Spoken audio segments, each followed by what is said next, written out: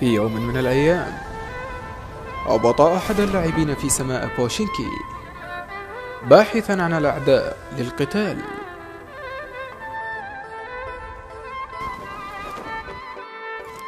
فبدأ يبحث عن الأسلحة والذخيرة.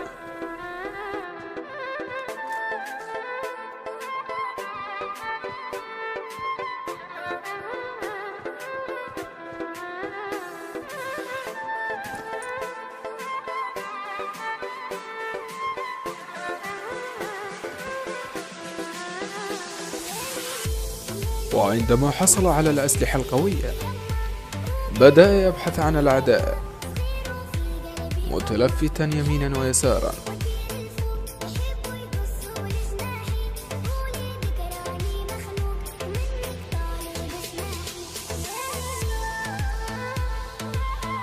فعند التفاتته وجد شيئا غريبا هنا، ثم اختفى ذلك الشيء، فذهب مسرعا ليرى حقيقة ما رأى. وعندما وصل البيت سمع صوت أقدام، فكان حذرا في خطواته. رأى فتاة مختبئة وخائفة فتقدم إليها،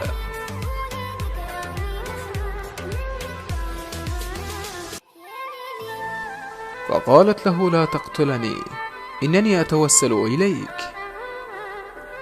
فتقرب إليها، وعندما رآها أعجب بجمالها وعيونها السحرية، رق قلبه عليها، وقال: سلاما على تلك العيون الجميلة، لا حرب بيننا. فقبلته وقبلها، ثم أعطاها أقوى سلاح لديه لتحمي نفسها من الأعداء.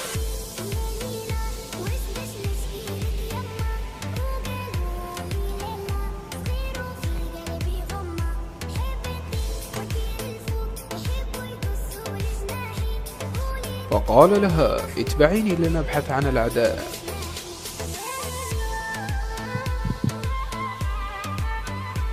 فانطلقا من البيت،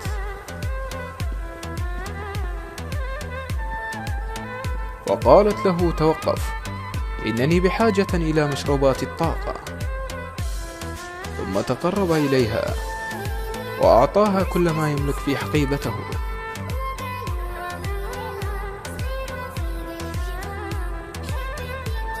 فشربت مشروبات الطاقة لتكون قوية.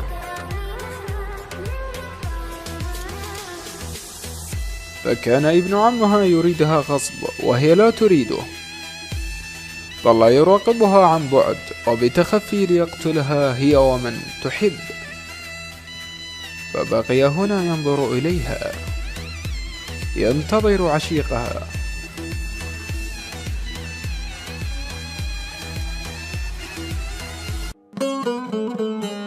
فكانوا هؤلاء العشاق مبتسمين للحياة وسعداء، يتصافحون ويتقابلون فيما بينهم.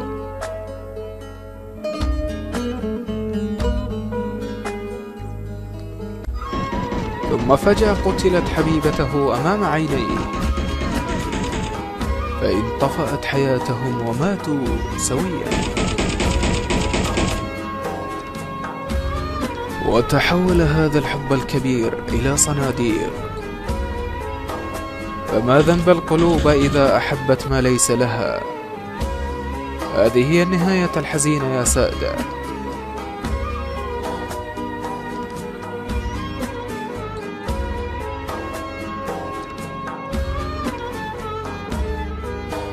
إلى هنا قد انتهى الفيديو بالكامل.